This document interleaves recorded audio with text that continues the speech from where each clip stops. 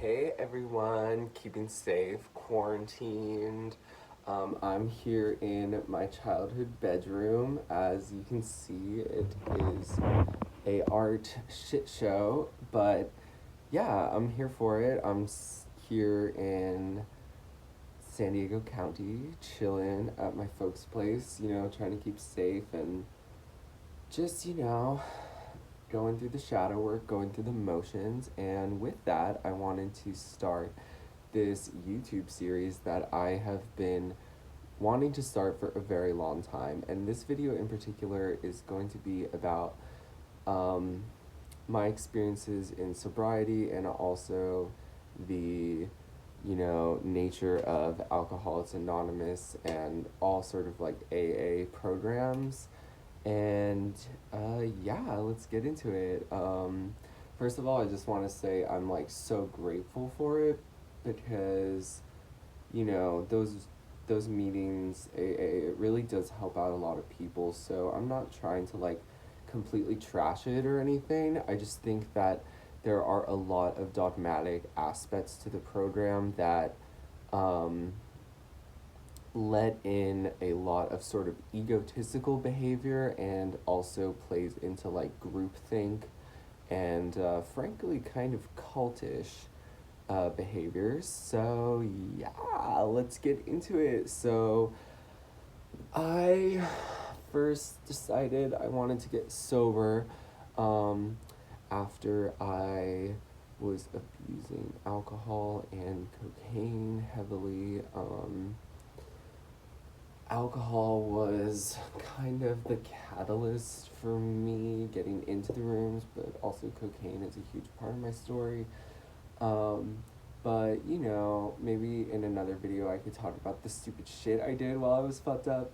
But basically, what ended up happening was I was at this show at the Regent Theater in downtown Los Angeles, and it was an incredible artist who only plays in or only plays in the U.S. Fuck, it's the first time in 10 years or something, and ended up getting kicked out. I did end up um, coercing the security guards to let us back in, but they let me back in only with an 18 plus bracelet, so I couldn't drink. But we're so like, oh my god, like please let me in, like the show means so much to me, da da da da.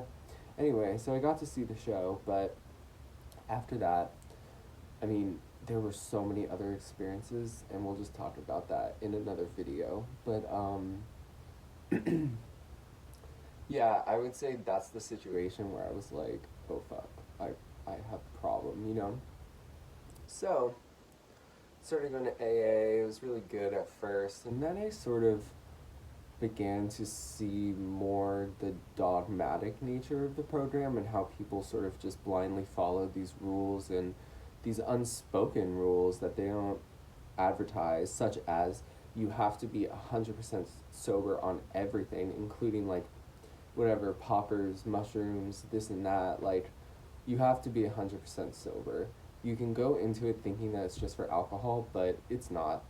They, and if you do other things, they will look at you as if you, like, your face has fallen off. They will just be like, oh my god, da da da da. So that comes to one of the first issues, which is that they're not really supportive of people's journey towards like the best possible existence for them. They're more like supportive of you when you're following the exact fucking guidelines of the big book.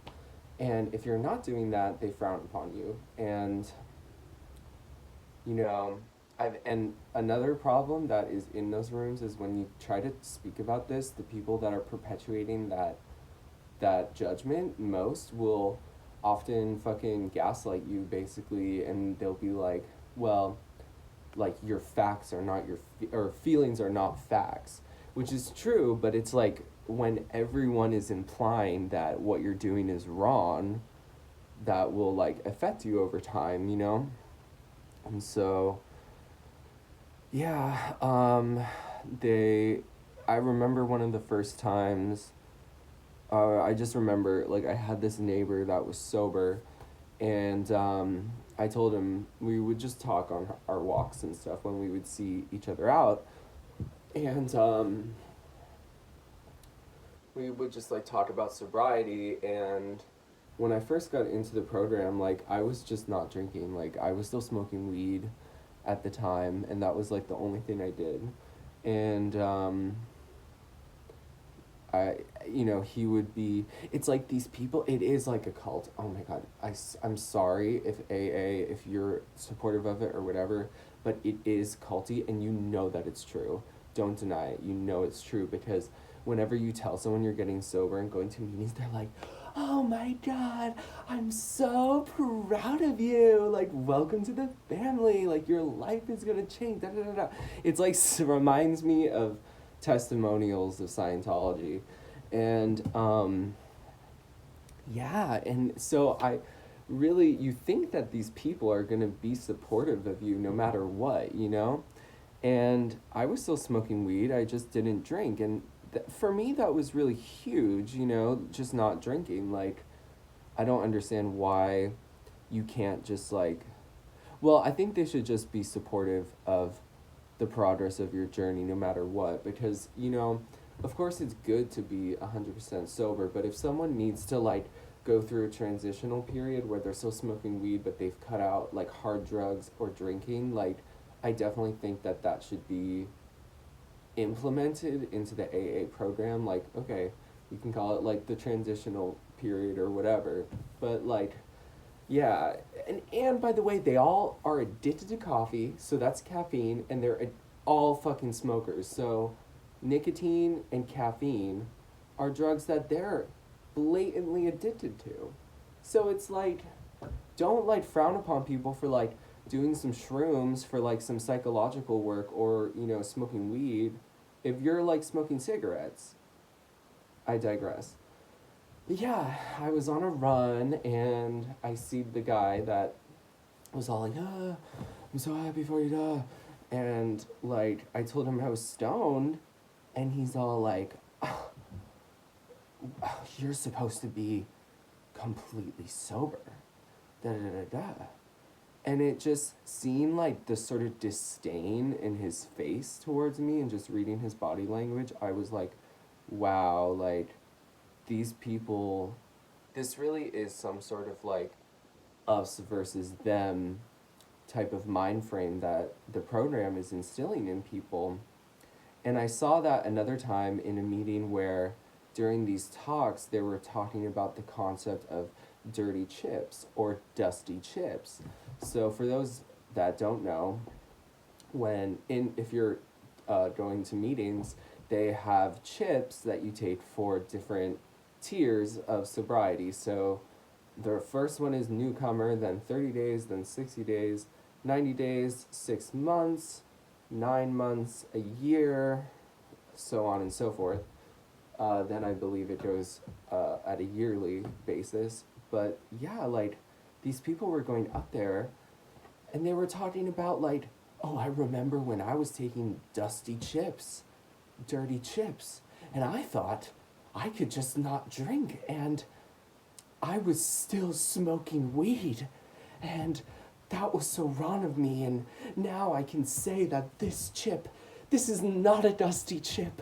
This is a chip like, like it was like, oh my God, like fucking chill out, man. Like, and at the end of the day, for a newcomer in that room, it felt so demeaning and derogatory to refer to something as dusty, because like I totally get it, 100% sober, most likely the most healthy way to go, but at that point I wasn't in that journey, or I wasn't at that stage in my journey, and like to hear that you're dusty or dirty because you still smoke weed even though you cut out like coke and alcohol, that's just fucked up. Like to even speak about to speak in that way about other people, it just creates this othering,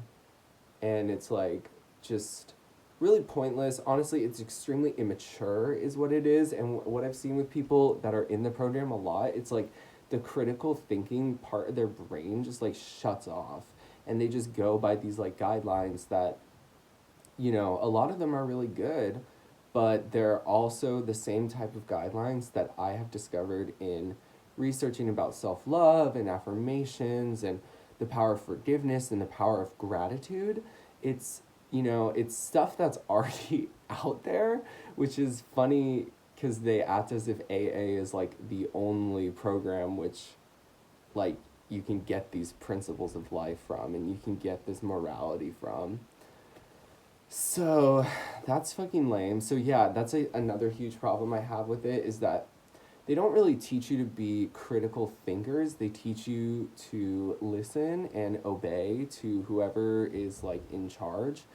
And you can tell in these meetings that there are certain people that are like in this weird fucking sobriety hierarchy, and it's just like, dude, get a fucking life. Like, who, like, you're using something that should be like an empowering action for anyone involved, and sort of like using it to play this fucking ego game. And the whole idea of it is ego death. And what's funny is that I have discovered more egotistical behavior in those rooms than I have in like any other program for a very long time. And personally, the most powerful way I have been able to kill my ego is through art and through psychedelic journeys. And that can include meditation, exercise, yoga, or it could also include the use of psilocybin or acid. And to act as if every substance that has a mind altering component is inherently bad, I think that that just like really limits your experience as a human being on this planet. And our job on this planet is to learn as much as we can and to help as many people as we can.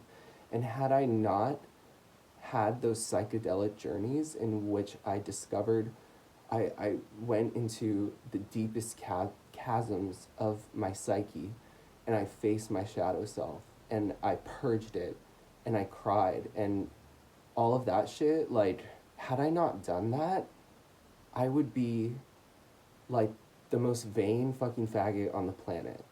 And to act as if there's something inherently wrong with something because it alters your mind, like, that just really, it doesn't make you a holistic human being. It truly limits your experience, and it's not empowering but disempowering. Sorry, I need some water.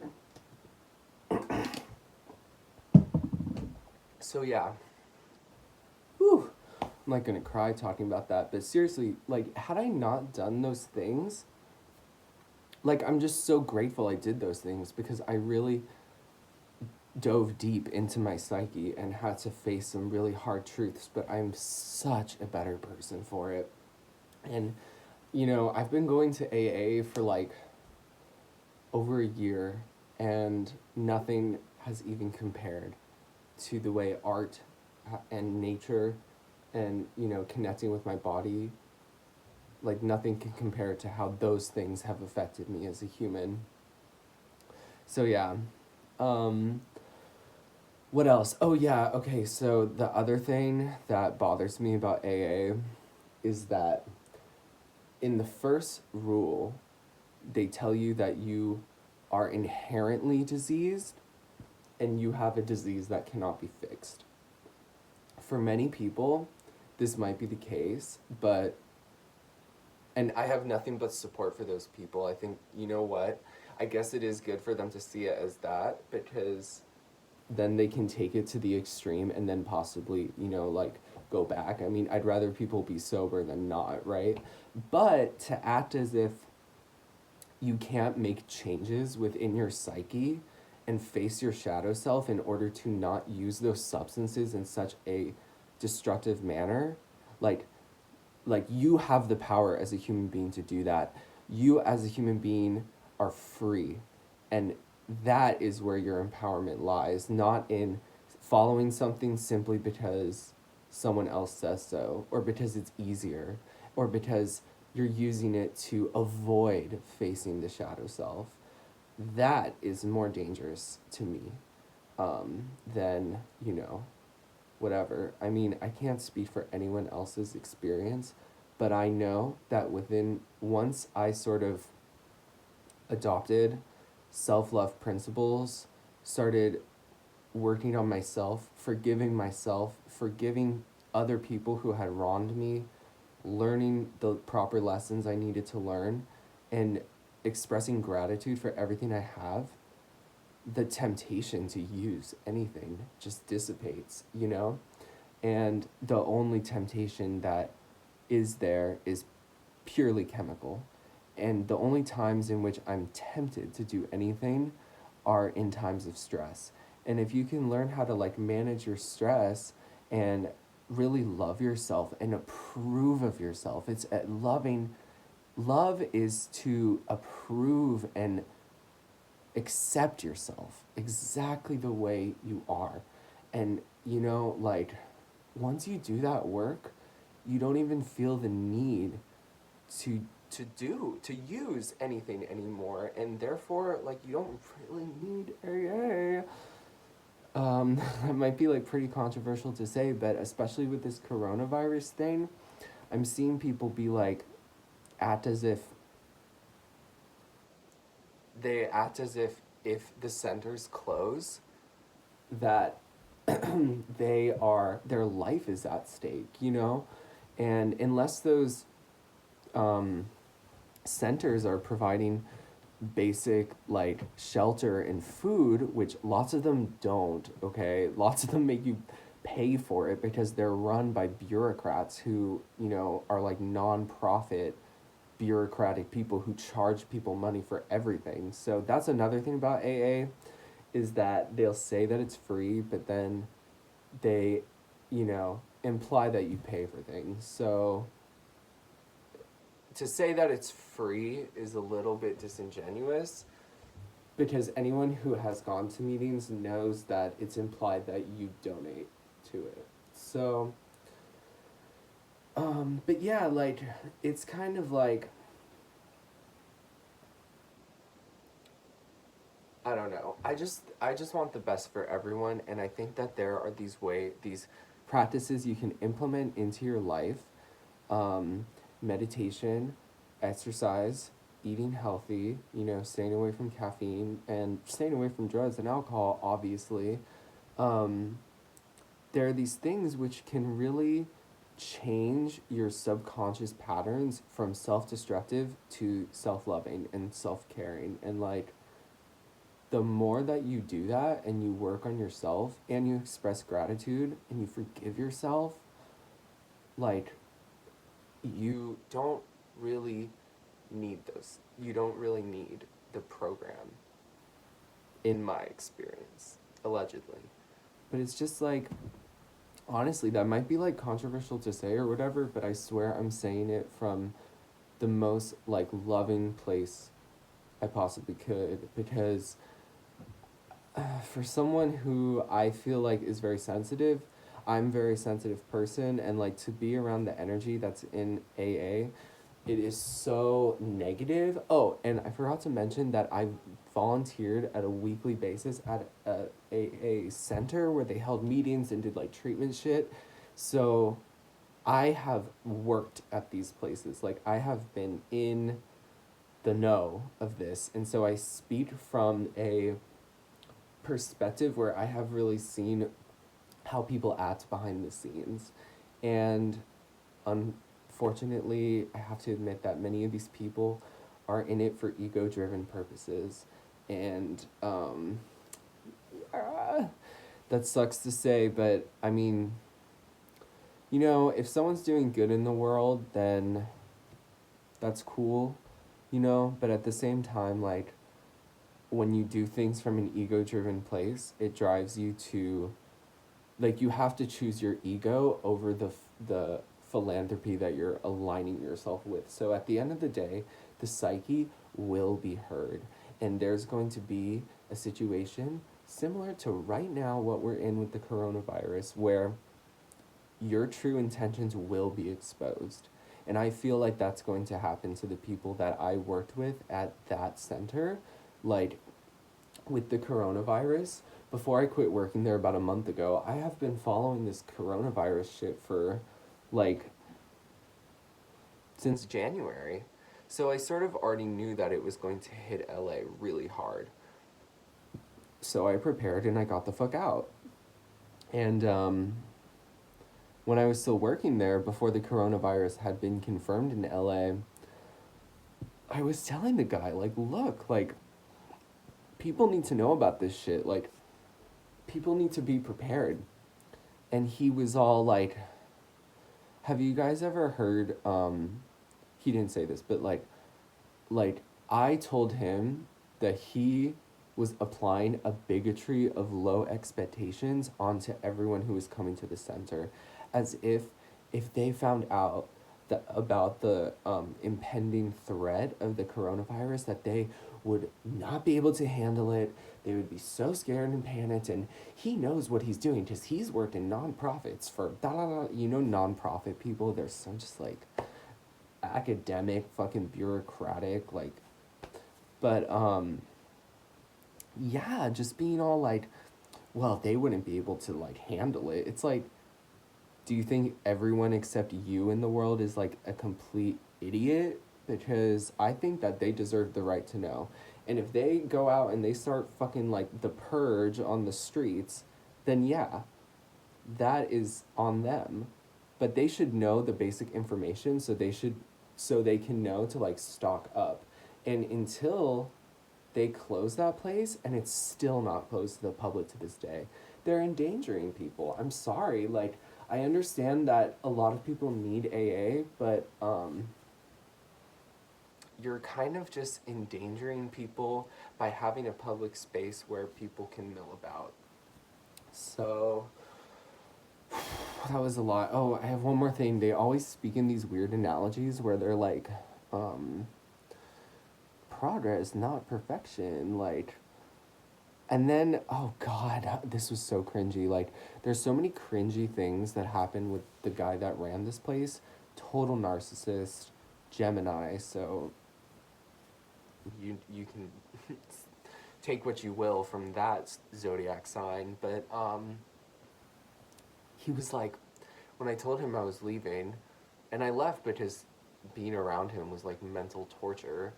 But he was like, well, I always say somebody's journey is their journey. Like, what a manipulative, backhanded thing to say. And the thing I hate about these narcissists is that they always say these things that anyone with a degree of empathic knowledge will know what the implication of it is. And then they can just be like, well, you're just projecting your own insecurity onto that statement. Like, I didn't say anything. Like, well, if someone walks into the room and they're wearing like a crazy outfit and I comment on it like, well, there's an outfit. Obviously I'm like throwing shade. Like, don't say shit and then, oh God, fucking Geminis, fucking manipulators. Not just Geminis, but just manipulators in general, gaslighters, narcissists. We will do a whole video series about how to handle these people because they are a scourge on this planet. And we are in spiritual warfare right now, my friends. I know that might be a little like crazy talk to say, but I really believe that we are in a spiritual battle on this planet, and there are people who their only way to live is to suck the energy and life out of everything else that's alive. And it's trippy, but I believe that I have a lot of personally acquired skills from dealing with these people that I would love to share. So, yeah, that is, oh God. I mean, there's so many other like stupid AA things, but I'm trying to like be as positive as possible in my life right now, even though it's really hard. I can be a negative Nancy, but Scorpio. So yeah, if you guys like my rant, please give me more ideas about what to talk about. And let me know if you want to hear more specific annoying AA stories because, yeah, I have a lot. But I don't really want to shit on people. I want to shit on the program and hopefully be saying these things in order to make the program better as a whole. So I hope everyone's staying safe and I fucking love you all. Be safe, don't get offended, and eat good food.